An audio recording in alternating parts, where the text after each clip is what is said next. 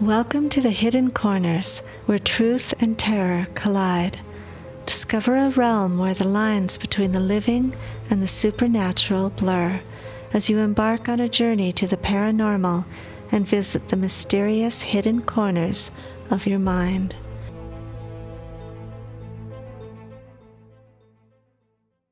This is Book 5 of the Wolfman Chronicles, which makes it episode 62. We're on chapter 12, and this is describing the Mavka, and it takes place in Alaska.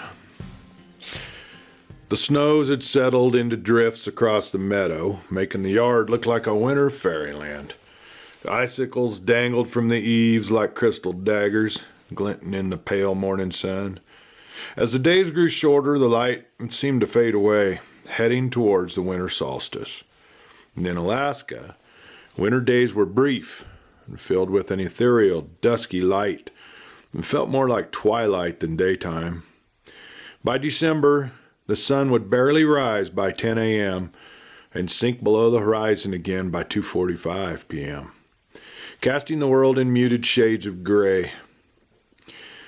Jack stared out the frosty window. His gaze was fixed on the dark trees that bordered the vast, untouched expanse of snow. That pristine white field separated him from the dense forest just beyond, a forest that felt more ominous with each passing day. And somewhere out there, Miguel was trapped. Jack knew it as surely as he knew his own name. A creeping sense of dread clawed at his mind. Something dark and sinister had taken Miguel, and he was at a loss as to how to save him. What did he know of the Mavka? Was she just another mythical legend that had somehow become real in their lives? Some ancient spirit of the woods that feasted on men? Why had he come to this isolated section of Alaska, only miles from the North Pole? Was it the lure of the wilderness or something deeper, something intangible that pulled him to this place where the veil between the worlds felt paper thin? His heart ached with guilt, with fear. Miguel was his best friend, and now he had somehow fallen under the Mavka's spell, lost to that dark, snow-laden forest. Jack clenched his fists, feeling utterly helpless.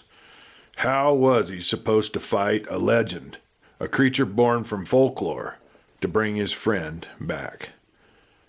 He heard someone cross the room behind him, and he turned to see Sasha holding 2 cups, hot, steaming coffee in her hands. She handed one to Jack, and they stood in silence for a moment, gazing out on that winter wonderland. "You didn't come to bed last night," Sasha said quietly, breaking the silence. "Miguel's gone," Jack whispered. Sasha looked at him in alarm. "What do you mean gone?" she asked. "I fell asleep in that chair over there by the fire. Miguel, he was sleeping on the sofa. And when I woke up early this morning, he wasn't there." "Well, maybe he's in the shower. Did you check his room?" Sasha asked. Jack sighed and he shook his head. "He's gone, Sasha." He turned and he gazed back into the trees. "Out there, somewhere. She came for him. I can feel it in my bones." Sasha's eyes filled with tears. "This is all my fault. I should have never buried that jewel out there. What a stupid fool I was." Jack looked at her. "You didn't know, Sasha. Don't blame yourself. Hell, I'm the one that told him to go out after her and try to retrieve the jewel. I didn't know he'd be trading his life for the damn thing. It's cursed, I know it. I could feel it the moment I laid eyes on it. But Jack, do you think we could trade it back? Let the Mavka have the jewel and give us Miguel again?" Sasha asked, wondering at the possibility. Jack took a slow, deep breath, letting the scent of coffee fill his lungs. He stared back into the trees. Sasha's suggestion hung between them like a fragile hope. The silence between them stretched out, filled with the crackling of the fire and the soft creaks of the house settling into the cold. The idea of facing the Mavka sent a shiver down Jack's spine. But Miguel was like a brother to him. He just knew he had to do something. His gaze darkened as he looked out at the trees. noticing that the shadows seemed to writhe and shift. He dreaded the thought of going out there and calling for her. He was afraid of what he might find once he got into the meadow with the large boulders, the same meadow that he had found Sasha laid out on the rock with flowers strewn about her, woven through her hair. The meadow that felt somehow enchanted. The bodies of the 2 slain Russians had been found on one of those large boulders. And that was also where Miguel had encountered Natia and Igor, when they'd mysteriously had the tracking devices removed from their wrists. The Mavka certainly was connected to the meadow somehow. Is that where she had taken Miguel? As he pondered the question of what the Mavka had done with Miguel, he thought about the white wolf. The wolf had also appeared in that meadow a couple times now. Could it be that they were somehow connected? He had thought the large white wolf that had ripped Vitya's throat open was male. Jack was almost certain of it because of the enormous size of the beast, yet he had not clearly had a look at it other than gazing into its eyes. It could have been a female, he thought. Sasha, tell me again what you know of the Mavka. Do you think there's any chance that the white wolf and the Mavka are the same creature, or perhaps allies? Well, Sasha thought about that for a moment, and then she replied, well, Ukrainian folklore is full of beliefs and superstitions. They're all connected with the natural world at some point. When I was a little girl, my mother read a wonderful story to me about the forest nymphs called Mavkas. They can be either the souls of children who have died or the restless spirits of young women who ended their lives due to heartbreak or grief for their beloved. Spirits who refuse to pass into the world of the dead. The word Mavka actually comes from the Slavic word nav, meaning death or dead body. Mavkas could appear either as children, like those that we've seen here in the forest, or beautiful young women with long flowing hair and dressed in thin white dresses, like Miguel's Mavka. They made their homes in trees or bushes, in fields, grass, sometimes in sheds or caves. And as soon as the snow began to melt in the springtime, they plant flowers near the mouth of the mountain caves and along the pathways leading to their homes. In Ukraine, they even have a holiday called Mavka's Easter on Holy Thursday, where Mavkas and mermaids are said to wander through the fields and the forests, transforming themselves into humans and eating human food. It's a big celebration where all the women wear flowers in their hair, and the men have trouble distinguishing if a girl is really a human or a Mavka. And then there are several different types of Mavka. Some are specific to certain trees or groves, like willows or oaks or cherry trees. There's one that reveals herself only when the morning star is visible, and there's one called a lobasta, which is hostile towards humans. Now, she's the only one among those spirits who is active during the winter. The mermaids, called rusalkas, are very much like the Mavkas, but they live at the bottom of a lake or a river, and unlike other mermaids in traditional Ukrainian mythology, rusalkas usually have legs. And at night when the moon rises, rusalkas come to the shore of their lake or river and they dance. They lure men with their singing, then they pull them into the water and they drown them. And you know, it's interesting, I didn't think of this earlier, but there's also a creature called a Lisovik, who's the spirit, who's the master of the forest and kind of looks after the Mavkas. He's depicted as an old long-haired man, kind of like Grizzly. The Lisoviks, they have families. They managed households and they lived like ordinary people. But they were descended from female wolves, bears, deer, and so on. And he's kind of the ruler of the forest. Even trees bow their leafy branches in his presence. See, he can interact with humans just as easily as he can the forest spirits. Maybe Grizzly is really a Lisovik. Jack laughed. Well, that would explain a lot, but that's the only connection to a wolf that you know of. Is there any chance at all that a Mavka could also be a shapeshifter? Not that I know of, at least not in any of the stories I've read. But I guess it's possible, Sasha replied. Yeah, at this point, I believe anything is possible, Jack murmured, heaving a big sigh. Sasha nodded her head in agreement. Carl said He'd had a run-in with a Mavka several years ago. I think we need to talk to him about that. Who knows? Maybe he'll have an idea how we can get Miguel back. Jack slid his arm around Sasha's waist and pulled her to him in a warm embrace. Yeah, I agree. Everyone will be down for breakfast soon. Rose has been in the kitchen working her magic, and I could use some more coffee. Though the nights had cooled to a balmy low of 60 degrees in Mexico, the days remained hot and dry with temperatures soaring into the high 80s. November at Miguel's hacienda felt as relentless as any summer, and a small amount of rain had done little to temper the heat. Now for Catherine, the warmth was pleasant, but for Usko, it was a different story. He looked out over the dusty, sun-drenched expanse, longing for the biting chill of the northern winds that he'd grown up with. His memories drifted back to the vast open steppes of Mongolia, where he had ridden alongside his father, feeling the endless horizon stretch on all around him. He could almost feel the bracing wind and the frigid cold from his school days in Siberia, where winter swallowed the land in a frozen, silent whiteness. And the scent of pine forest still lingered in his mind from his travels with his mother, following the reindeer herds through the snows of Norway and Finland. As the sun rose higher in the sky, Usko stood out on the veranda, gazing at the far-off mountains that shimmered in the heat. He took a deep breath, trying to push back the homesickness creeping into his chest. Catherine noticed his silence and touched his shoulder gently. Communication had been strained between them lately. Careful not to argue in front of the children, they had both chosen instead to remain quiet, leaving a wall of unspoken words between them. Usko managed a faint smile.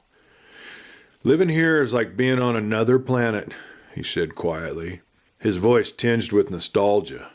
Or was it regret, Catherine wondered. Back home, this time of year would be cold enough to see your breath. The snow would be falling by now. The lakes would be iced up. Catherine nodded, understanding the ache in his voice, but aware, too, of the chasm of misunderstanding that stood between them. See, she had grown up on a ranch in Montana. She knew what it was like to live in snow. Hadn't she just spent a winter with him in Norway? She hadn't been sleeping well for weeks now, and it seemed that everything he said just irritated her. Maybe you should go, she whispered. Usko's eyes softened, and a flicker of pain crossed his face. Cat, I couldn't leave you and the children, not for anything in the world. His voice was barely more than a murmur, but she could hear the depth of his sincerity. Catherine looked away, her gaze drifting over the sun-baked land that stretched out before him. I know that, she replied quietly. Her voice was a little strained. But it's hard, Usko. You're restless here, and it's like I'm holding you back, like we're holding you back. She didn't mean for her voice to break, but the words emerged raw and fragile, weighted with the fears and anxiety she hadn't dared voice. He reached out, gently brushing a stray strand of hair from her face. You're not holding me back, he insisted. His gaze was steady. You're my life, Cat. You and the kids. You're my home. The words touched a deep spot in her, but there was still a distance between them. An invisible chasm built from quiet disagreements, the relentless pull of their different paths. She thought of the winter that they had spent together, huddled against the cold in Norway.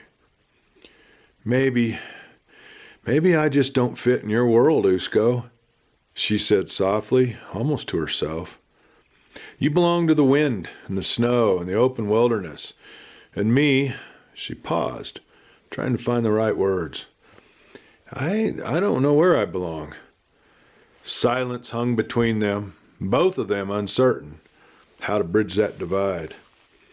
Inside, the children's laughter drifted back towards them, a reminder of the life that they now shared together. Usko took a shaky breath, his gaze stead on hers. Maybe we're just a little lost, he admitted, but we need to find our way back, he whispered, together.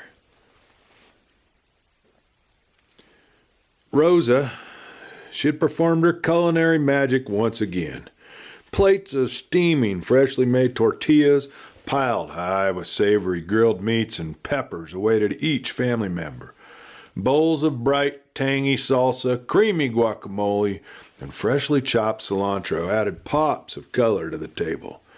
The enticing aroma filled the air, weaving its way through the room and coaxing smiles from everyone gathered around the table. Rosa had outdone herself, as usual. She bustled around the table, setting down a large bowl of beans simmered with garlic and spices. Her face lit up with pride as she caught Grizzly's appreciative gaze.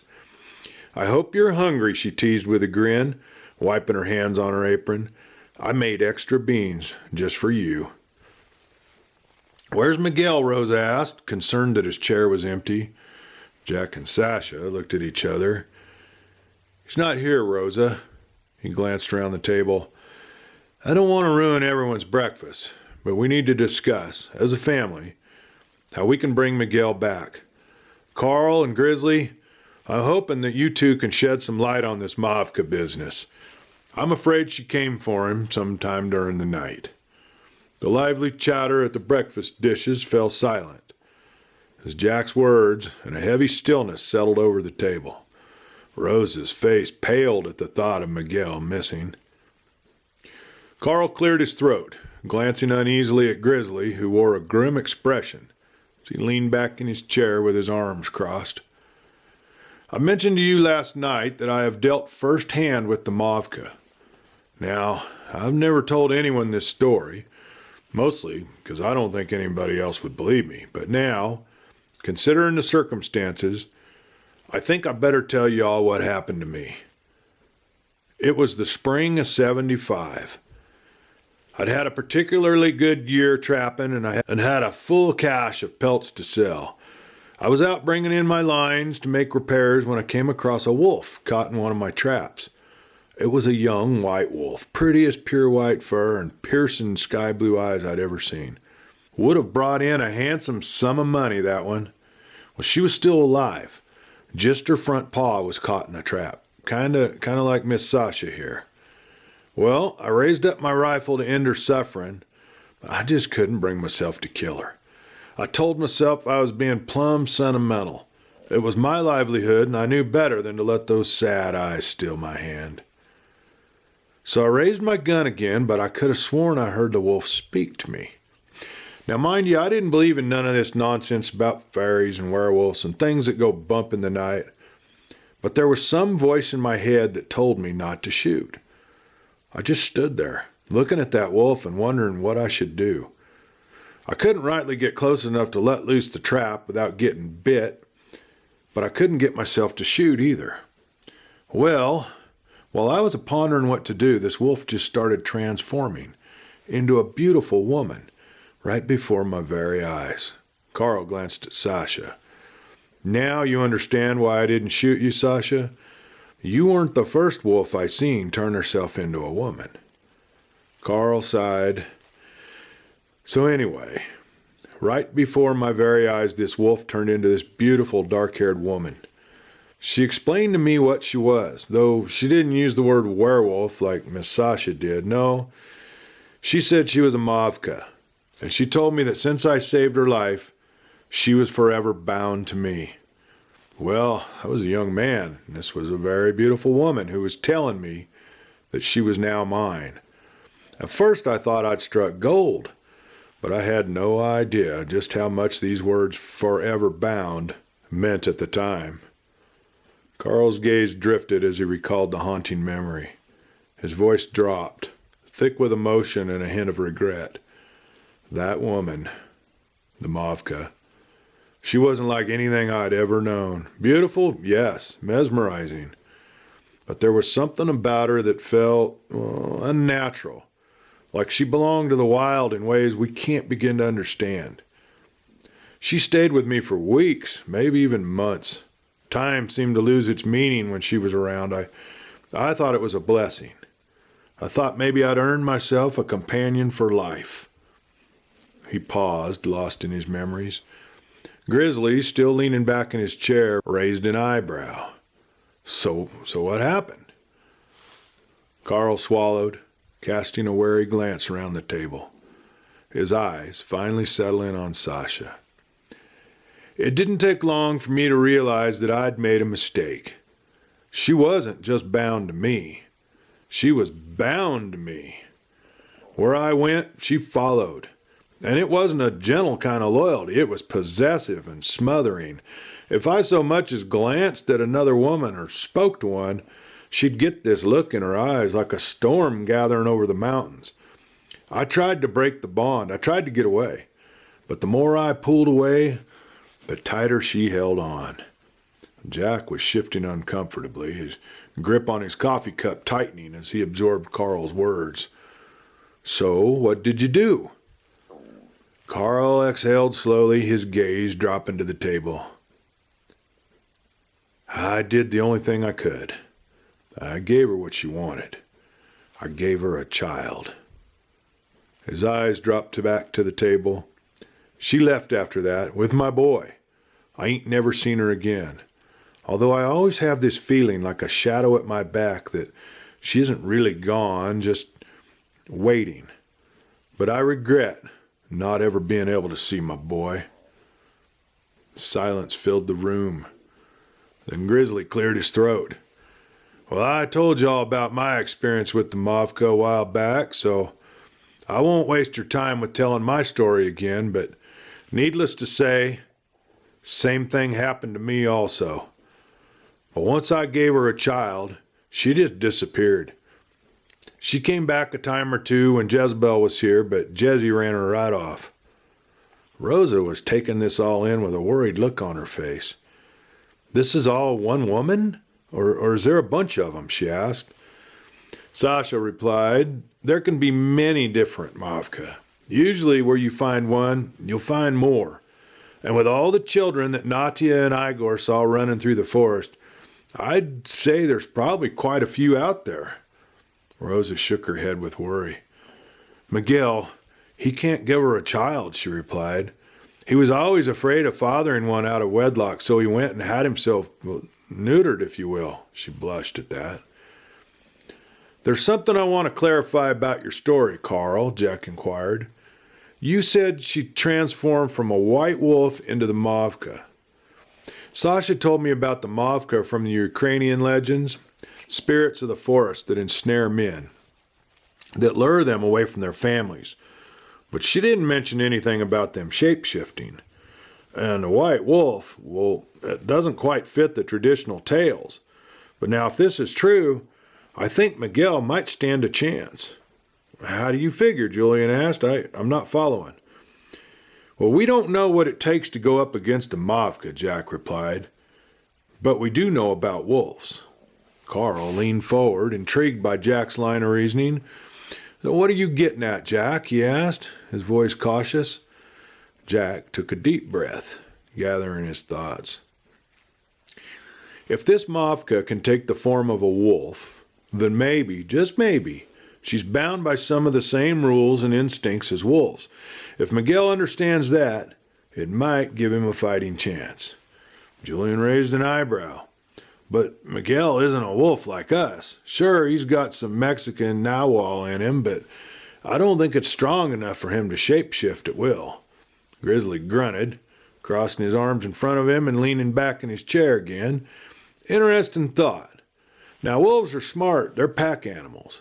They respect strength and instinct, and if this Mavka has wolf in her, Miguel's best hope might be to approach her in a way that speaks to those instincts.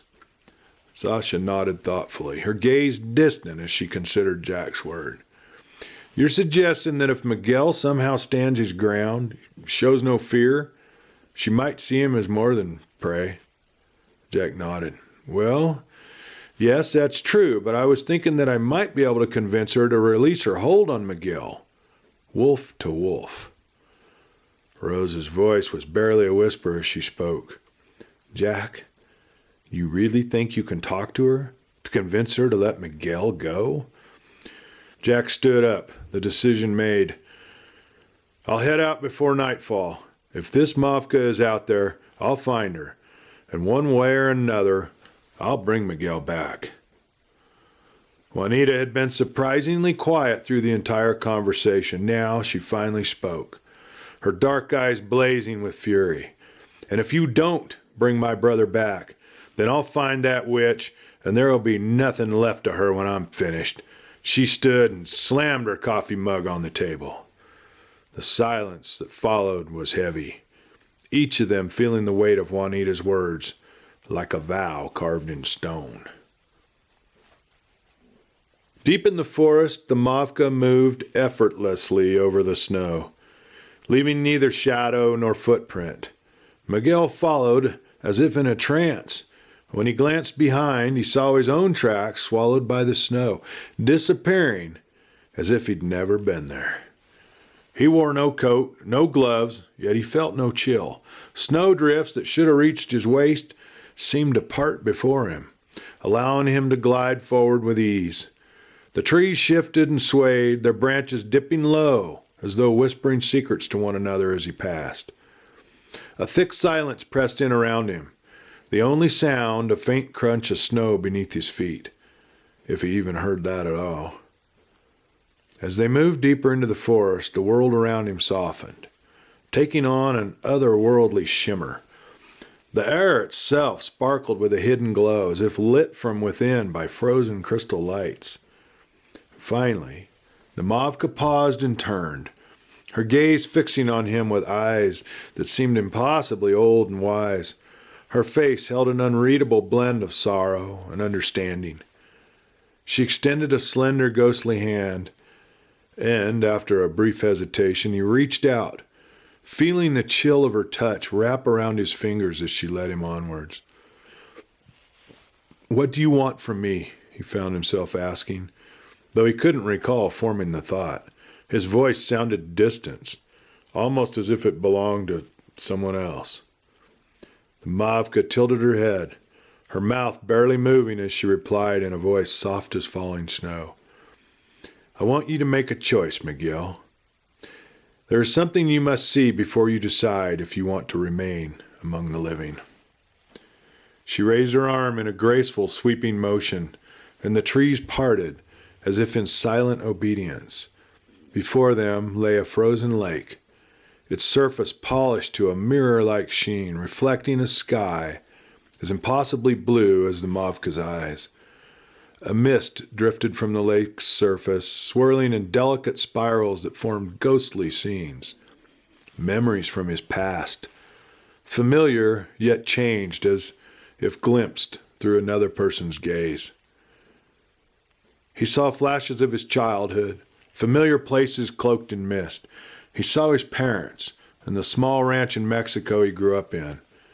He saw his old friends, long since dead. Then he saw the face of a woman, Giselle, the only woman he had truly given his heart to. The memory of her death haunted him. Shot by the PCC, a political crime organization in Brazil.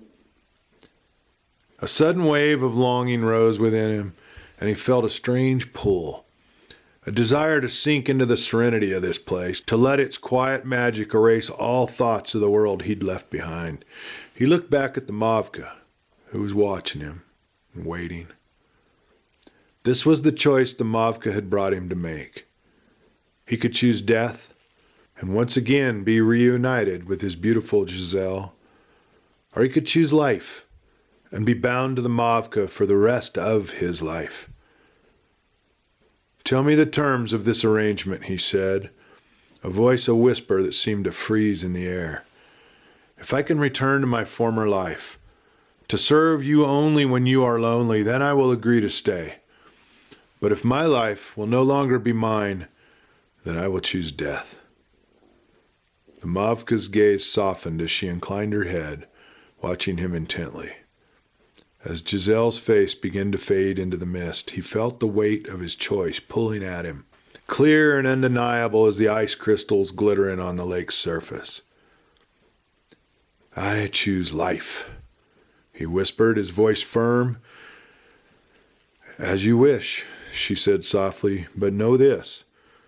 No choice is without its price.